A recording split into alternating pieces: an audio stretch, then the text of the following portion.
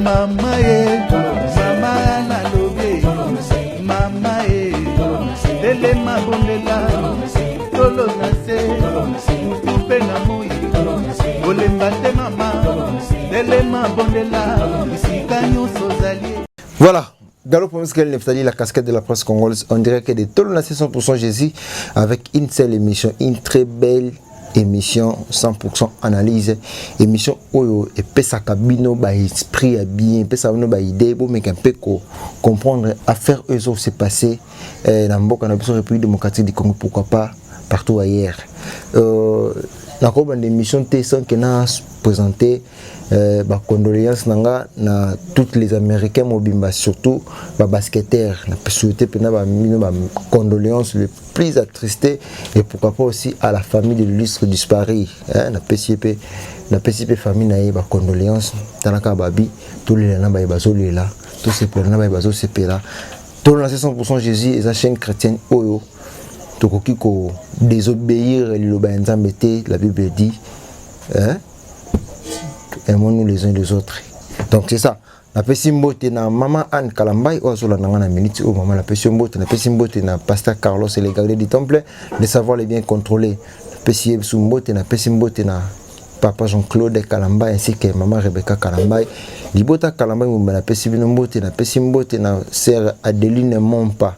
Mosakoli mente na Hollande na pesi bino vraiment bambote bisika wapi émission nanga et comme bino na banda kuna bino Galop Promiskel Neftali, la casquette de la presse congolaise avec 100% analyse, émission moko o to sala ngana bino analyse to maniolaka na boke binyonso makambo mai mazoleka na kati ya mboka na biso na ebike bozabongo branché et connecté na kati ya likambo oyo ezwaki ndeko na biso Moïse Mbiye ndenge ba makambo ezo bimibele zo landana kaka pe silité ezo bimaka kaka na yo balobaka soki moto balingi ba boma ba kendaka neti na suka ba kwa cheve tika ka ba ko boma yo.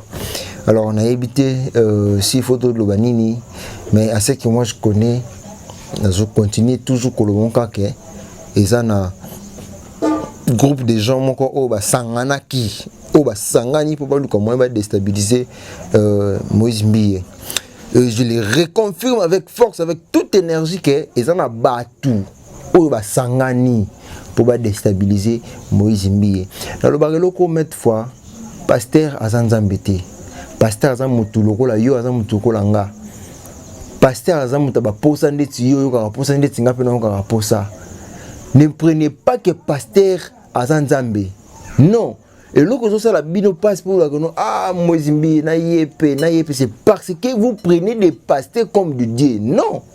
Prenez pasteur comme pasteur à l'église. En dehors de l'église, il est un être humain comme tout autre humain. En dehors de l'église, c'est un garçon comme tous les garçons. Dans la maison, c'est un père comme tout père. Donc, c'est-à-dire, botika kozwa basala nzambe lokola ba Dieu pour le oso boke na mbeba moko songolo. Na yope. C'est-à-dire quoi? Et le comment tout le monde a passé beaucoup plus dans le groupe, dans l'orchestre. Oui, il peut aussi arriver, il peut aussi être que vrai que cela aussi a été fait que ceci pour aujourd'hui que nous y arrivons ici.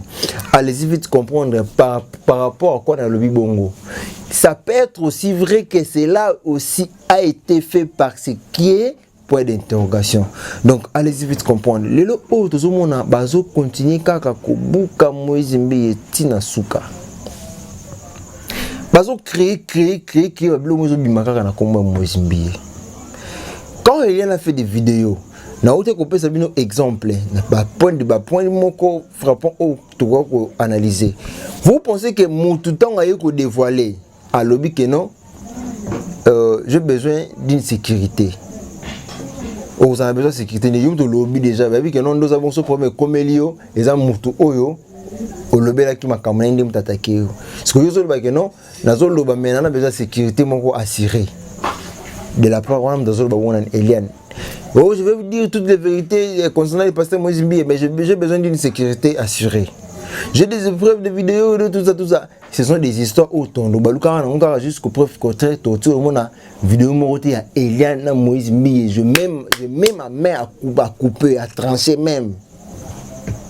Je vous l'ai dit tout aussi que le monde a vidéo mon côté ya Eliane na Moïse Mbiye. Ba uso bisa vidéo mo awa istamboli na ba téléphone na ba plateforme na ba réseaux sociaux nyonso. Oh Moïse Mbiye. Entre parenthèses. Pour moi que non bazo luka ba nuire pasteur Moïse Mbiye. Tozi vidéo wana to tche. Admettons la Bible parce que ngana yebi que non ce n'est pas Moïse Mbiye mais admettons que c'est Moïse Mbiye. Dossier za nani ya Eliane. Est-ce que la fille là, dans sa analyse, à Lucana analyser la vidéo, oui, je vais regarder la vidéo. Est-ce que la fille là c'est Eliane? Point d'interrogation. Mais c'est pour dire quoi? C'est pour déstabiliser Moïse Mbiye. Mais en vrai dire, ce que je voulais dire que la vidéo là, la personne là, ce n'est pas Moïse Mbiye. Et je voulais reconfirmer, ils ont filmé porno, il y a de cela 7 ans passés. Et les gars en question, c'est un Nigérian, ce n'est pas Moïse Mbiye. Mais vidéo est un momi et le but que non ni Moïse Mbiye. On ferme la parenthèse. Analyse les années. Dossier Eliane et Kena justice. Et commis au bakanga qui collabore mon proche ya Moïse Mbiye. Yé mutu ayeba ki ba secret belé Moïse Mbiye. Yé muta lobby ceci c'est là.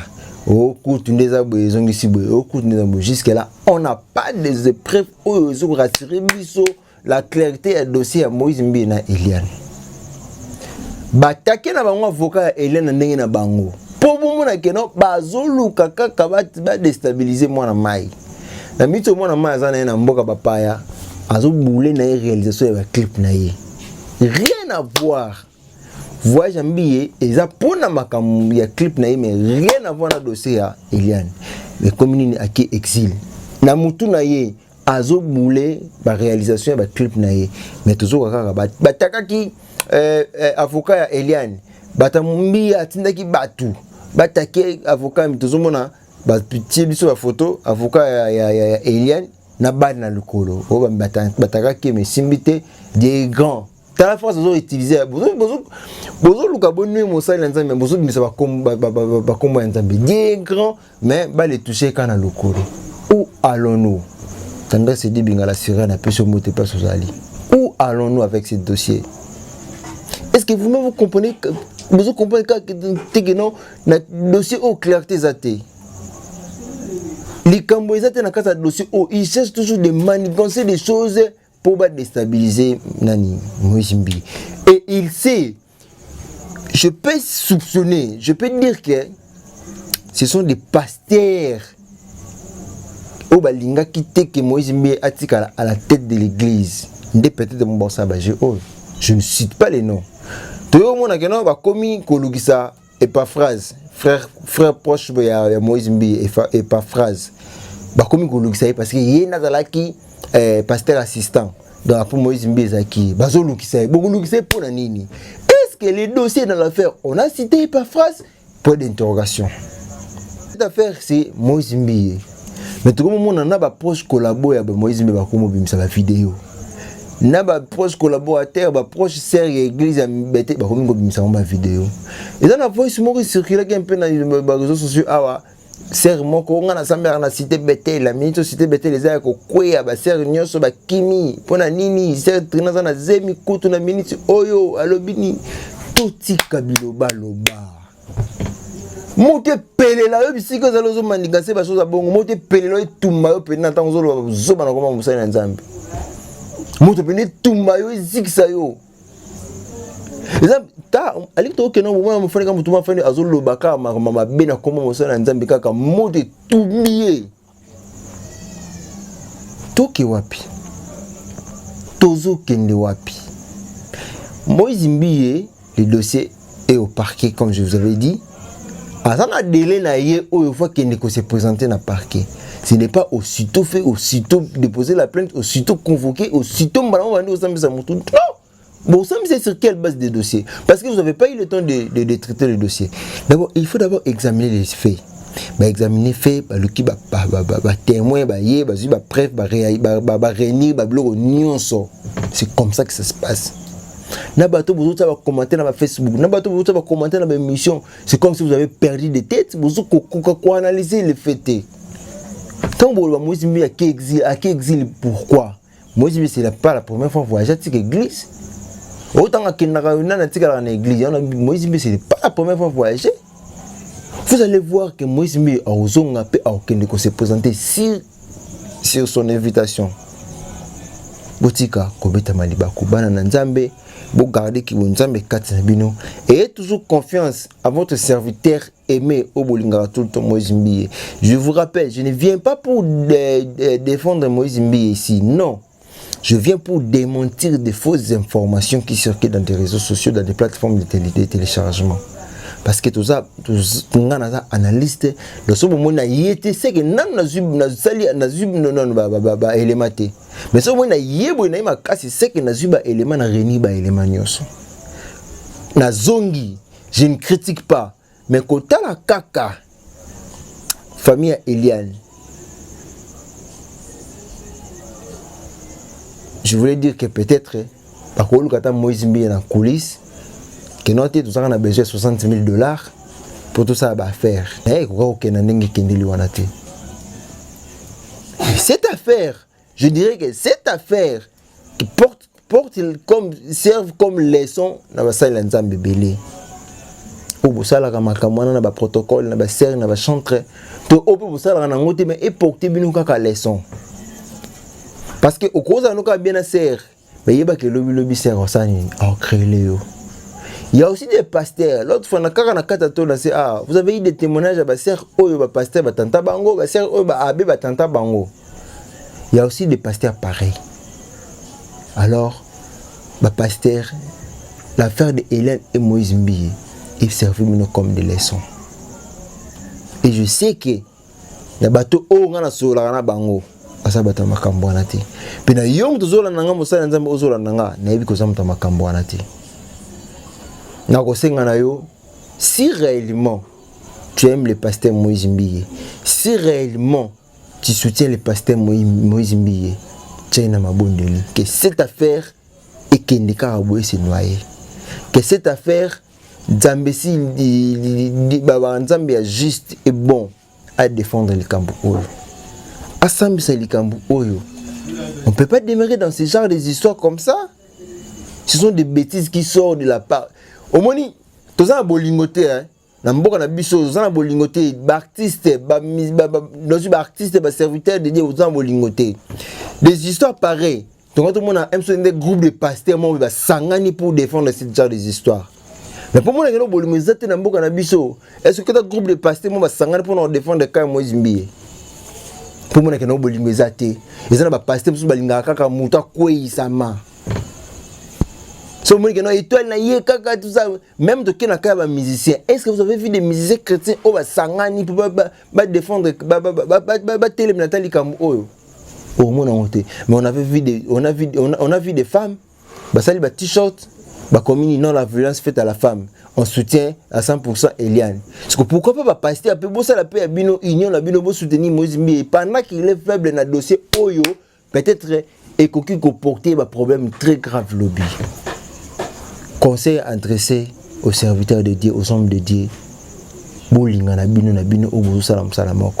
Pendant que l'église beauté a biso bolingo, aimons-nous les uns les autres.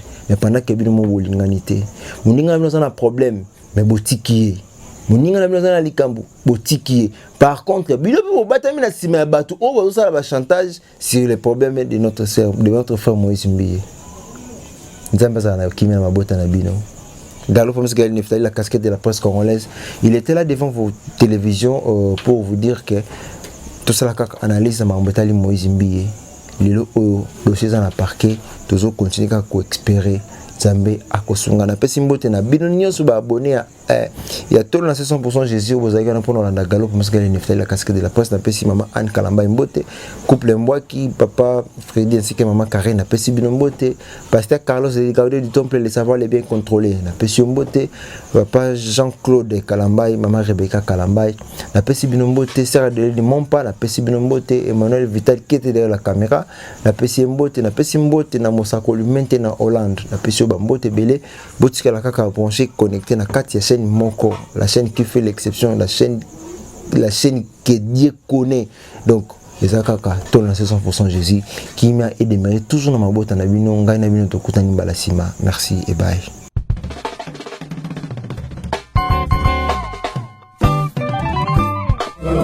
Oh mama mama na lobe mama telema bondela tolo na se mutupe na moi olemba te mama telema bondela isika nyonso zali